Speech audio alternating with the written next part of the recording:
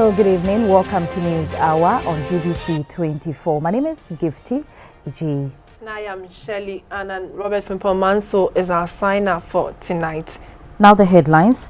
Ghana to receive first tranche of US Millennium Challenge Compact to improve energy. University of Cape Coast partners Hope Polytechnic on vulture monitoring project. And Pope Francis returns from Greece with 12 migrants. Now the stories. The U.S. Ambassador to Ghana, Robert Jackson, says by June this year, the first tranche of the $497 million approved by the Millennium Challenge Corporation will be released to Ghana. The total amount is expected to be used in injecting efficiency into the production and distribution of electricity in Ghana. Mr. Jackson, who did not disclose how much is being released for the first tranche, says it will be used to pay for the cost of the proposal for the master gas plan, which is currently before Cabinet. Edward Nyakon with that report. Electricity supply in Ghana has not been up to expectation. The reason is that the demand is more than the supply. Besides, there are a lot of inefficiencies in the system, culminating in losses from generation, transmission and to the distribution point. Though there has been load shedding exercises over the years, the one witnessed over the last 3 years can be described as the longest ever. No wonder it was nicknamed Doomso. And to address this age-long problem, the U.S. government is giving Ghana a grant of $497 million under the second Millennium Challenge account to bolster energy supply in the country.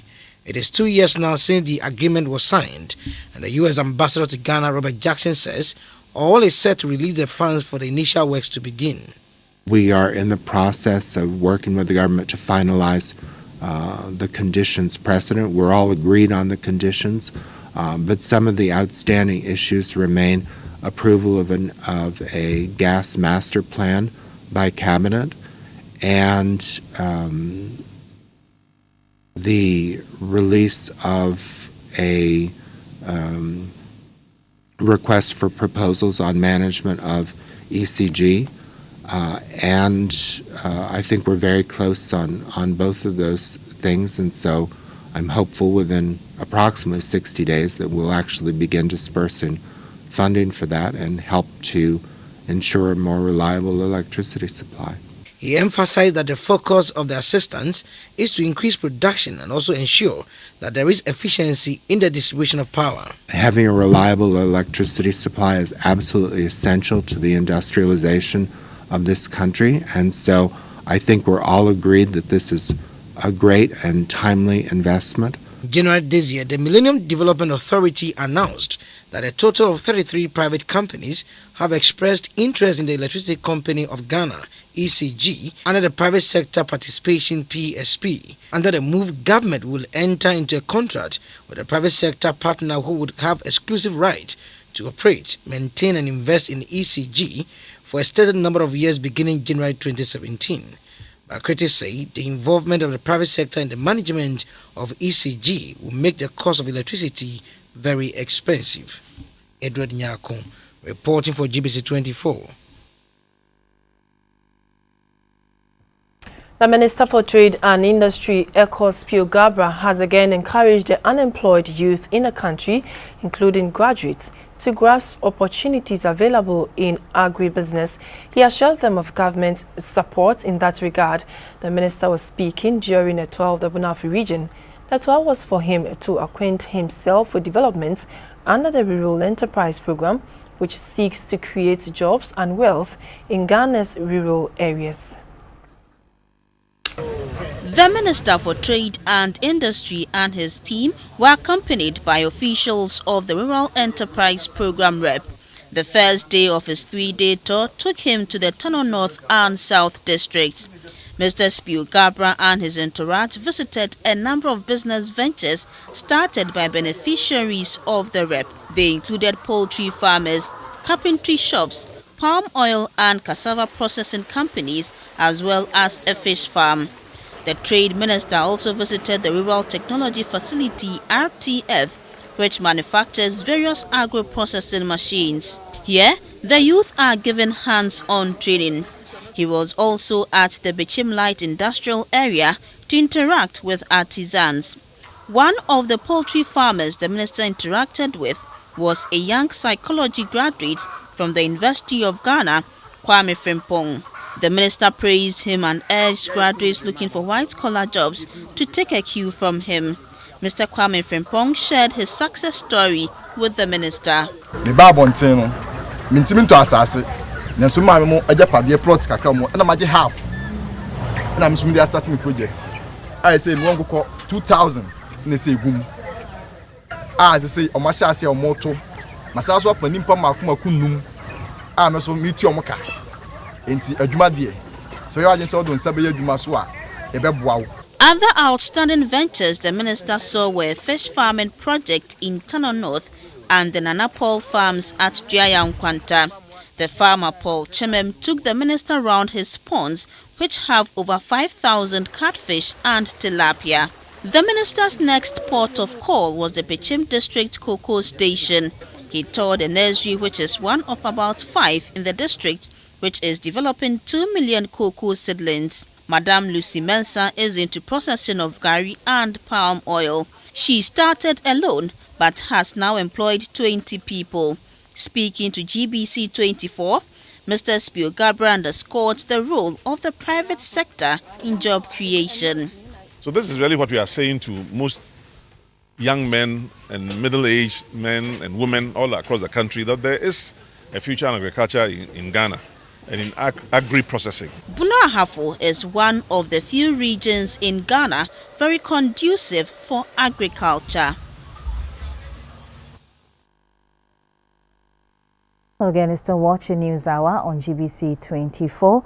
Now, President John Mahama had an eventful tour of the Eastern region, being the second among 10 regions to have experienced his Accounting to the People tour. He visited Kwawu Abetifi, Achim Ofuase and Kotoso to either inaugurate or inspect project. Napoleon Atukito will now take us through this itinerary and how the people reacted to it. People living on the Kwawu Ridge and other parts of the eastern region have problems.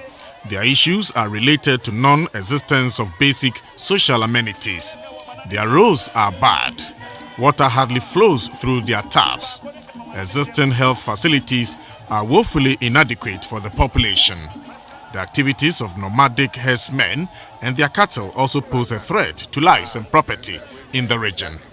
The president has been responding to some of the items on the checklist of citizens of Kwawu.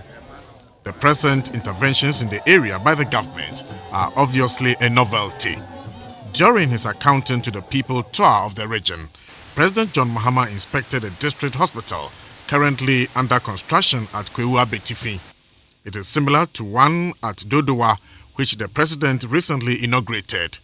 It takes away a major campaign pledge, being the disposal of district hospitals with the state-of-the-art equipment across the country.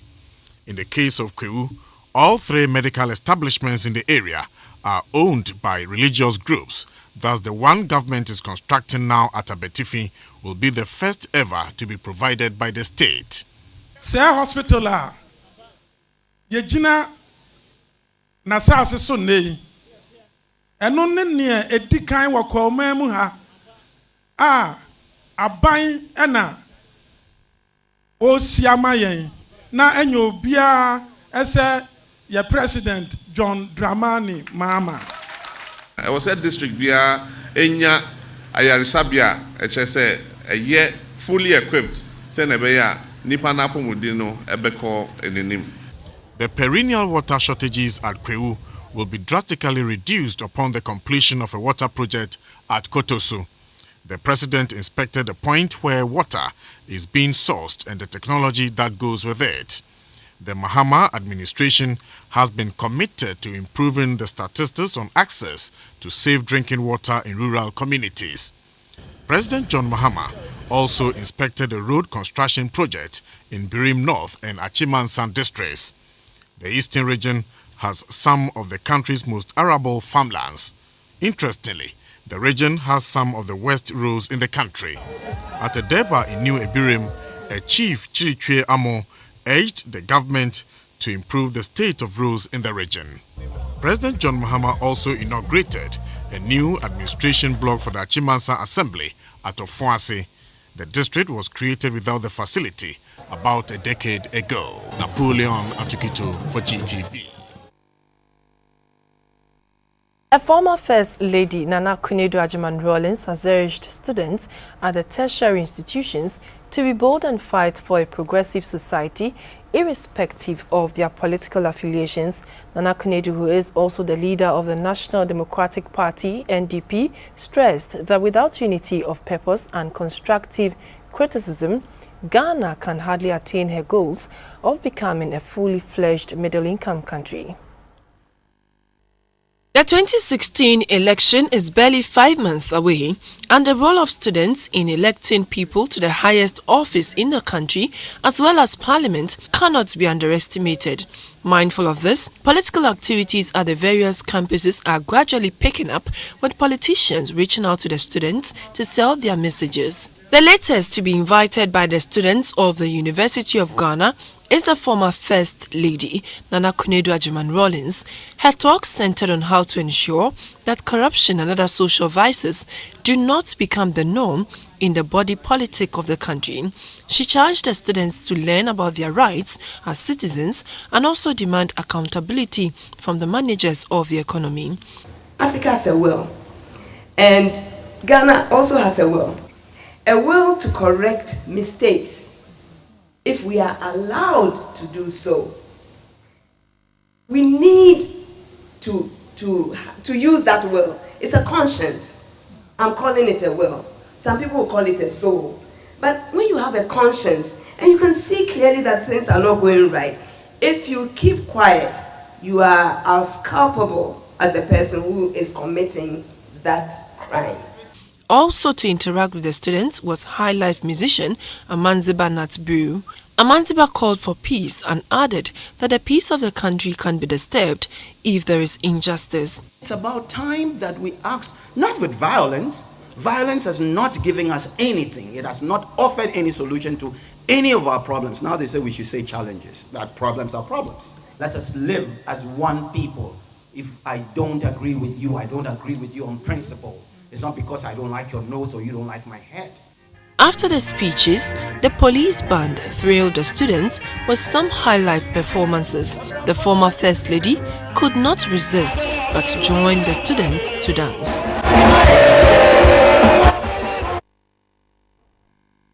Now, the rector of NAFTI, Professor Linus Abraham, says the institute is committed to lifting the bar for the television and movie industry in Ghana to a level that will be competitive on the global market. At a graduation ceremony for degree and certificate students of the institute, Professor Abraham urged the students to be creative as they embark on their professional journeys. The National Film and Television Institute, NAFTI, was established in 1978 as a school of higher education in film and television. The institute runs degree, diploma and certificate programs in film directing, television production, animation, multimedia production, among others. It currently has a student population of 429. At this year's graduation ceremony, 22 students were awarded degrees in fine arts, whereas 85 students graduated from the certificate programs.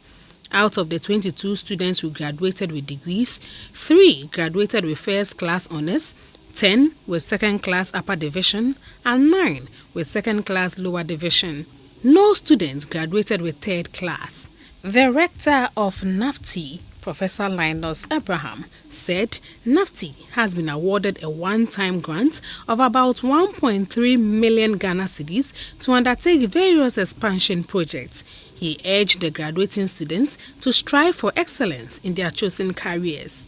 It recently became fashionable, those of you who were paying attention, to blame NAFTI for the ills of the film industry in Ghana. It is often asked where the NAFTI graduates are and why they are not seen in the film industry in the country. In a backhanded way, this points to the importance of NAFTI as a training institution for the professional development of the media industry in the country. The Deputy Minister for Communications, Mr. Felix Kwachiofosu, said government recognizes NAFTI as an academically viable institution. We are working very hard together with the Ministry of Education to ensure that NAFTI comes under the ambit of the Ministry of Education and is also transformed into a Media and Creative Arts University College. Cabinet has approved this transformation and movement towards the Ministry of Education. Some students received awards for academic excellence. Calibos of Amachi and Dede fame was among the graduating class, and he received an award for Best Student in Cinematography. Some students spoke to GBC24. The feeling is so great. We thank God that everything went on well, and we are so happy that at long last we have graduated from the National Film and Television Institute. 4 years of schooling is not an easy task. A lot of work to do, but I think it has just been the fact that you need to come out with your best. So I've been committed to doing that. NAFTI will begin a bachelor's in broadcast journalism and multimedia production in September 2016. The role played by vultures in keeping the environment healthy is yet to be quantified, but experts say it is enormous. However, due to superstition in some parts of Africa, including Ghana, the existence of these birds are threatened. To this end, ecologists from the University of Cape Coast have met with their colleagues from the Ho Polytechnic to create awareness about the need to protect vultures. Vultures are large carnivorous birds that are well noted for their scavenging nature. These birds are distributed widely around the world and can be found on every continent except Antarctica, Australia, and the islands that surround it. Vultures hardly look for a prey, but feed on food leftovers and animal carcasses. This makes them environmentally friendly birds. There are 23 vulture species in the world. Out of this, 8 species of vultures can be found in the country. The hooded vulture is the most commonly seen vulture in Ghana. These birds are equipped with special digestive systems that contain special acids that makes them immune to certain diseases, including rabies, cholera, and other bacteria normally found on carcasses. By consuming carcasses, vultures help prevent the spread of life-threatening diseases and bacteria to the public. Despite their importance to man and the environment, vultures in Ghana and for that matter in Africa are facing enormous challenges to their survival. It was for this reason that the Department of Conservation Biology and Entomology, in collaboration with the Faculty of Allied Social Sciences of the Ho Polytechnic, have decided to work together to drum home the need to protect vultures in the country. The discussions centered on the importance of birds to man and vulture identification and monitoring. A senior conservation ecologist and environmentalist who also doubles as the director for the identification and vulture monitoring, Dr. Justice Deikuma, said September 6 has been set aside every year as International Vulture Awareness Day. In the absence of vultures, there will be health and also financial consequences, because if you are sick, you can't go to work. You can also not be able to, you have to pay for extra healthcare delivery. So if they are there and there is a carcass, they will clear the environment, which are safe from stench. If there are disease-causing organisms in the carcasses, they eat them and go with the disease-causing organisms, because they have an acid in their stomach that will kill those disease-causing organisms like cholera, bacteria, etc. The Vulture Identification and Monitoring Project seeks to create awareness, especially among educational institutions in the country, about the need to protect and preserve vultures in the country. Now, the remains of the late Joseph Boakye Dankwa Edu was today laid to rest at a private cemetery after a 3-hour interdenominational service at the Old Tafo Catholic School Park. hundreds of mourners comprising stalwart of the NPP, traditional rulers, some municipal and district chief executives of the Eastern region, as well as family members thronged to the town to bid him farewell. The flag bearer of the NPP, Nana Akufo-Addo, who joined the mourners, said the demise of the late Ibuakwa North MP is not a loss to the party alone, but to the entire nation.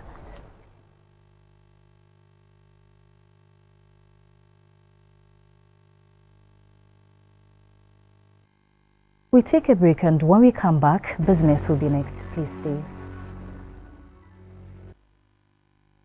Small and medium-scale entrepreneurs and artisans have undergone training in Accra to educate them on how to grow their business. This is to enable them enhance their skills to produce goods to meet local and international market standards. Small and medium-scale entrepreneurs as well as artisans have been confronted with several challenges, including high cost of credit and lack of innovation. This has slowed down the expansion of these businesses, thus making them uncompetitive on the global market. Therefore, the latest training by the Entrepreneurs Organization is timely and will go a long way to sharpen the vocational and technical skills of SME operators in the country. The global chairman of Entrepreneurs Organization, Gilberto Crumbel, said the participants are being trained to carve a niche for themselves in the growing competitive world. Ghana has a lot of potential with innovation, although a lot of challenges with commodities in oil, in gold, but that's the opportunity for entrepreneurship, where you are to innovate and you are to bring opportunity when there's a challenge. A participant, Jami Duranch, spoke of his experience. The impact that we're looking for is basically several-fold, that we want to impact student entrepreneurs, early-stage entrepreneurs, as well as established entrepreneurs. And through creating a community, we can build a better community and environment for entrepreneurs in Ghana. The training is expected to be organized annually, and participants will be monitored to assess their level of improvement. The Mamponghene Dasibre Osei Bunsu has called on banks in the country to mop up excess liquidity from the system as a measure to help control inflation to boost investor confidence in the national economy. Dasibre Osei Bunsu was the guest of honor at the official opening of the Mampong branch of the National Investment Bank at Asante Mampong. The National Investment Bank is one of the few banks in Ghana that have at least a branch in every administrative region of the country. The Mampong branch brings to 5 the number of NIB branches in the Ashanti region after Kumasi Central, Kumasi Main, Asokwa and Obuasi branches. The Mamponghene Dasibre Osei Bunsu cut the tape to officially open the Asante Mampong branch, christened the 49th branch of the National Investment Bank. The bank has made significant progress since its inception about 53 years ago. Between the end of December 2013 and 2014, the bank's deposits increased from 752.2 million Ghana cedis to 1,343.8 million Ghana cedis, while loans and advances rose from 515.6 million Ghana cedis to 769.5 million Ghana cedis. Profits after tax increased from 38.5 million Ghana cedis to 79.3 million Ghana cedis. Throughout the period, the National Investment Bank maintained a positive capital adequacy ratio far above the required minimum of 10%. Speaking at the inauguration, the Chief Executive and Managing Director of the bank, Mr. Ernest Agbesi, said the primary focus of the bank has been the financing and nurturing of local industries. We were established primarily to support the industrialization of Ghana 53 years ago. And I believe, as a bank, we have lived by that mandate. And that's what NIB is doing now. The Mampong Municipal Chief Executive, Mr. Mohammed Abuesu, encouraged its management to devise new and interesting products to encourage people to transact business with the bank and mop up excess liquidity in the system. The NIB board chairman, Dr. John Gachi, said the bank aims at supporting indigenous businesses to contribute fully to the growth and development of the country. We have developed products to support your businesses and household financial needs. As a board, we have mapped out very clear strategies to sustain the gains inherent in the new branches and the overall positive outlook for the bank.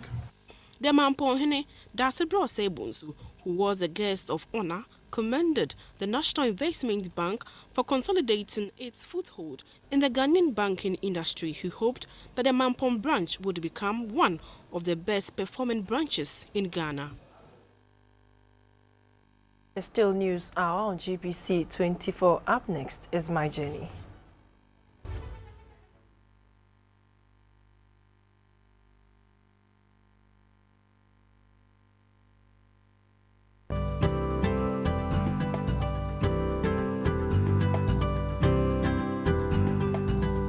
My Journey, a reporter's diary of events from across the country, showing.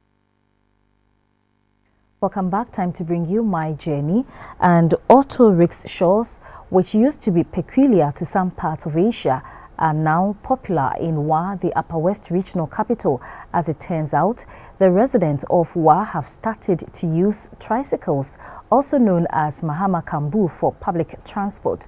Abdul Hai Momen has just returned from Wa and has the story on how the locals are excited to have a convenient means of commuting.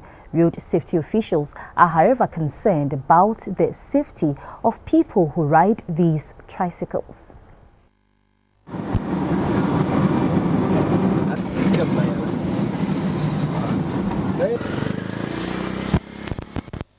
These auto rickshaws first appeared in Wa about 2 years ago. The models in Wa are painted bright yellow and can be easily spotted from afar.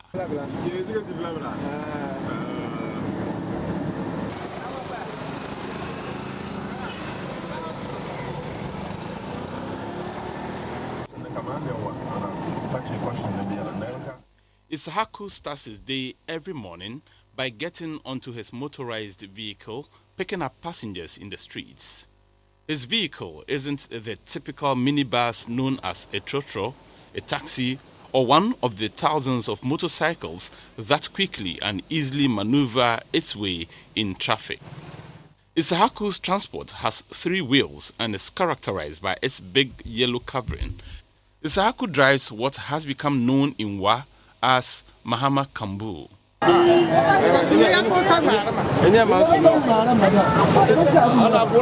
The locals explain that the name came about after President John Mahama took a ride in one of the tricycles when he visited the city late last year. These type of tricycles are used for commercial transport all over Asia. Microfinance and Small Loans Center Maslok, through the Wa Municipal Assembly, is distributing the tricycles to young people in the region to help reduce the transportation difficulties in the region and to help reduce unemployment. Isahaku says the passengers who venture to ride with him pester him with questions about the new transport. They want to know how fast it can travel and the country of origin. He says, on average, his daily sales amount to more than 60 Ghana cedis. The fare is even lower than the taxis. And then if you take the in Kambu compared to the Nyaba lorry, you will see a lot of difference. The time where people using Nyaba lorry, you will see a lot of the Azen and Wa here. And because of this, Kambus come. All the Azen are even going down. Though many are enthusiastic to take the mini taxis for a spin, others are worried about their safety. Since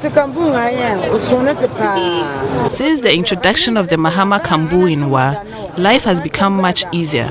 We can now commute from one community to the other at a cheaper cost, and it is comfortable and convenient too.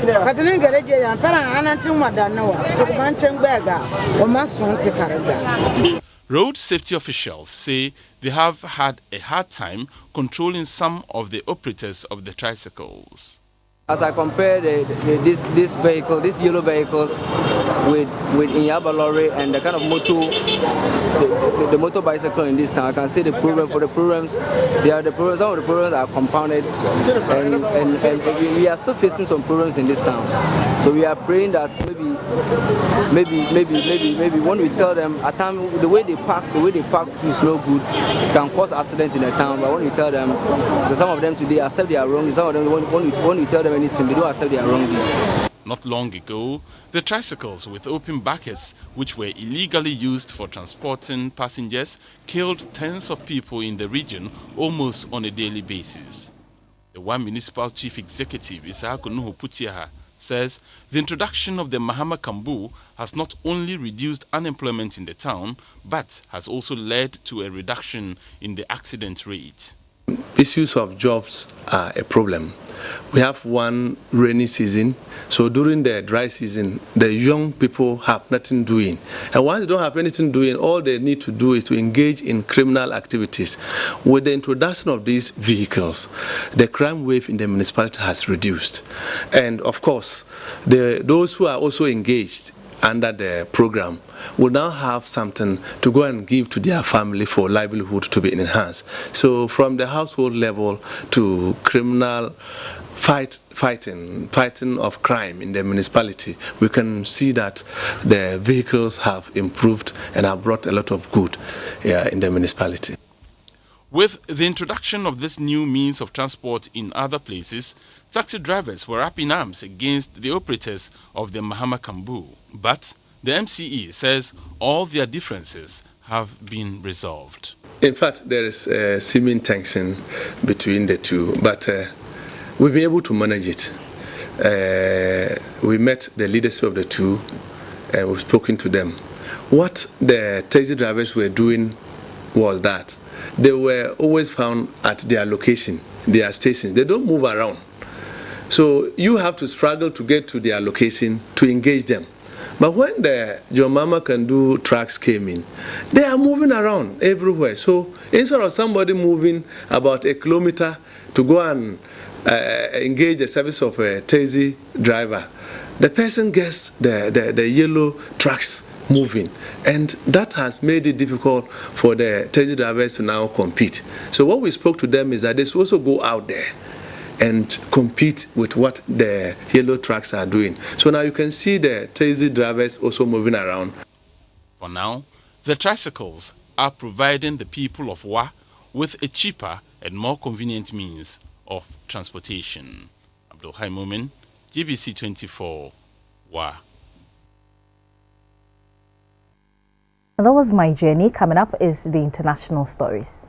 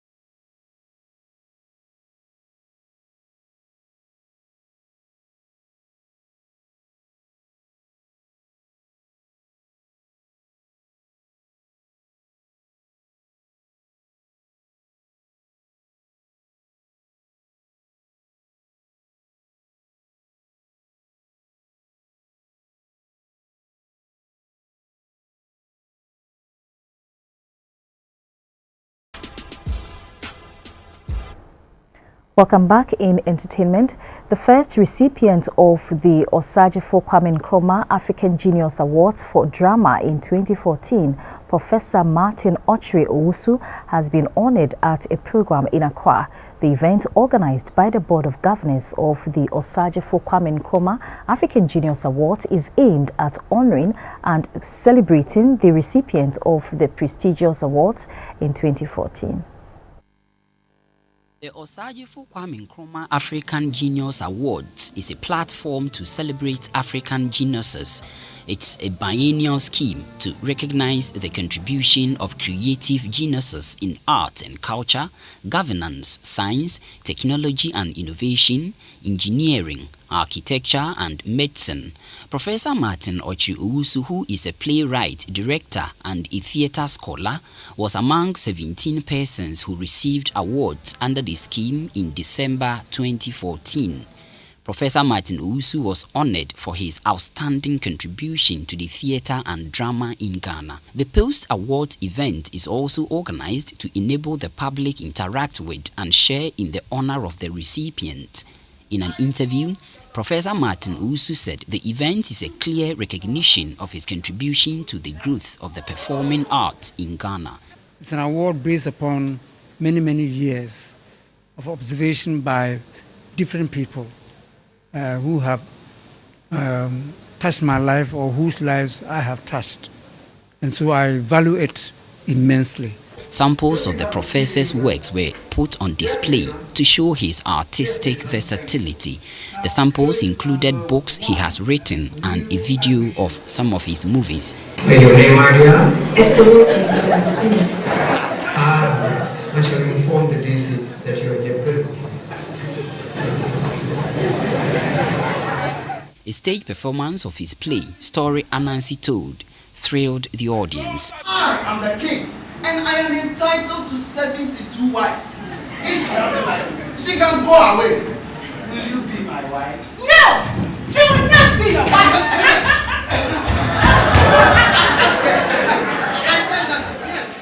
Professor Martin Ochre Owusu is currently the head of the Music and Theatre Studies Department at the Dansoman campus of the Methodist University. And still in entertainment, high-life musician Amaziba Natbrew has thrilled a section of Legon students to a back-to-back performance of some of his hit songs. He was supported by the police band.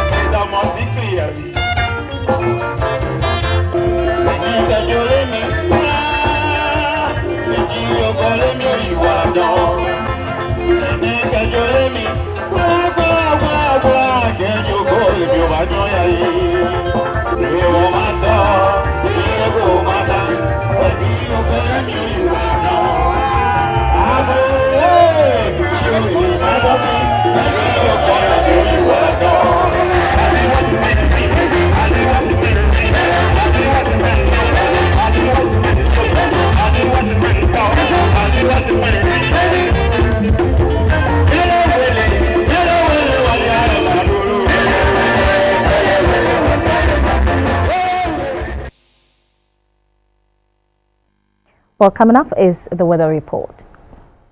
Well, before we go, we look at the main stories again. And U.S. Ambassador to Ghana, Robert Jackson, has disclosed that by June this year, Ghana will receive the first tranche of the $497 million approved by the Millennium Challenge Corporation. According to him, the amount is expected to be used in injecting efficiency into the production and distribution of electricity in Ghana.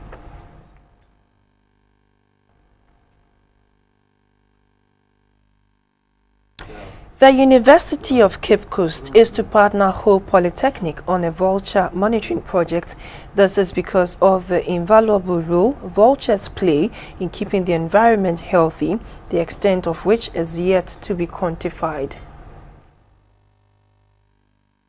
And as a welcome gesture, Pope Francis has taken 12 Syrian migrants back with him to the Vatican after visiting a camp on the Greek island of Lesbos. The 3 families, including 6 children, are all Muslim and had their homes bombed during the Syrian war.